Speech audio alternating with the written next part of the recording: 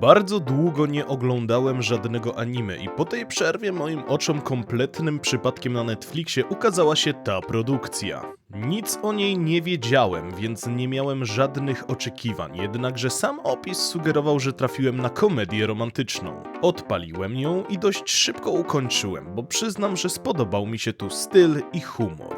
Pora więc, bym opowiedział wam o Romantic Killer. A zatem witajcie we wrażeniach z... Na początku nic nie sugeruje, że dostaniemy jakiś romans czy relację. Poznajemy jedynie bohaterkę, Hoshino Anzu, która uwielbia 3 rzeczy, będące dla niej jak świętość. Czyli gry, czekoladę oraz koty, a zwłaszcza jej kota. W jej ręce wpada gra oparta właśnie na relacjach czy miłości i ku jej zdziwieniu w trakcie gry pojawiła się jakaś dziwna postać.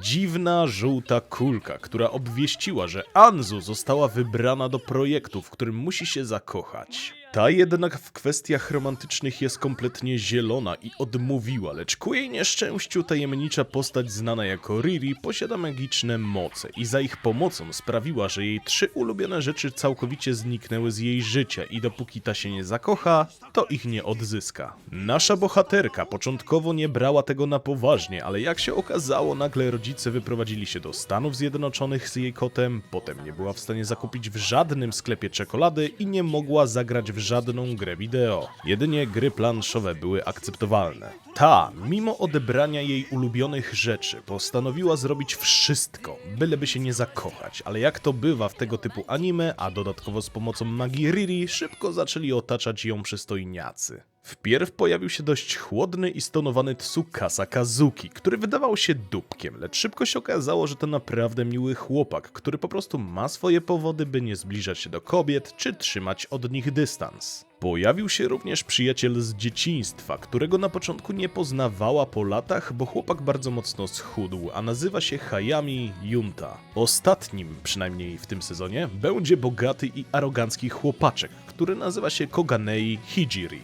Ta trójka będzie gdzieś tam walczyć o względy naszej bohaterki.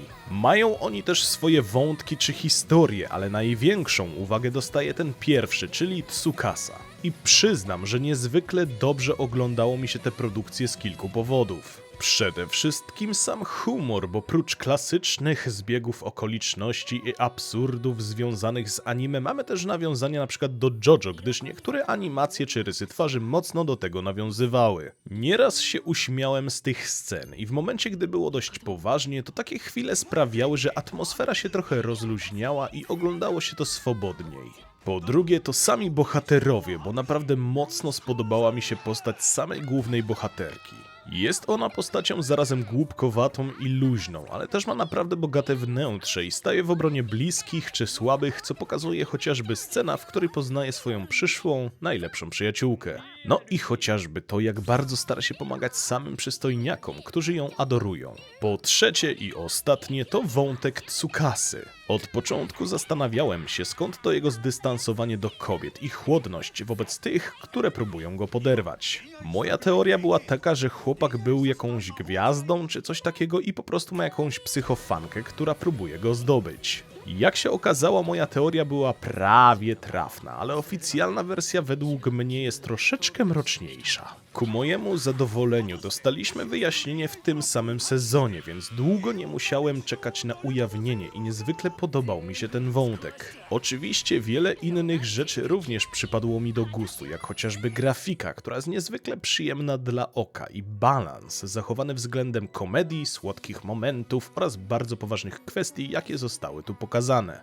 Natomiast to, co mi się nie podobało, a wręcz irytowało, to postać Riri. Ta okrągła, żółta kulka była dla mnie tak wkurwiająca, że miałem ochotę ją złapać i wyrzucić do śmietnika. Ogólnie ta postać bywa gdzieś tam poważna i ma swoje momenty, które pokazują ją z lepszej strony, bo dzięki magii potrafi przybrać ludzką postać i stara się dbać o swoją podopieczną, ale jej ogólne zachowanie oraz złośliwość są według mnie tak wkurzające, że naprawdę jest ona dla mnie największym minusem tej produkcji. Czy są jakieś inne rzeczy, które mi się nie podobały? fabuły. Nie zauważyłem ani nic więcej nie przykuło mojej uwagi, bo samo anime jest dobre według mnie i mogłem się pośmiać, a zarazem wkręcić czy to w wątek główny, czy postacie poboczne. Są one dobrze rozbudowane i ciekawie ukazane, przez co gdzieś tam ta uwaga na nich jest również skupiona, a nie tylko i wyłącznie na głównej postaci. Mimo irytującej postaci Rili nie miałem takiego uczucia, że chcę ten twór porzucić, bo fabuła była na tyle interesująca, że chciałem to doprowadzić do końca i dostać odpowiedzi na swoje pytania.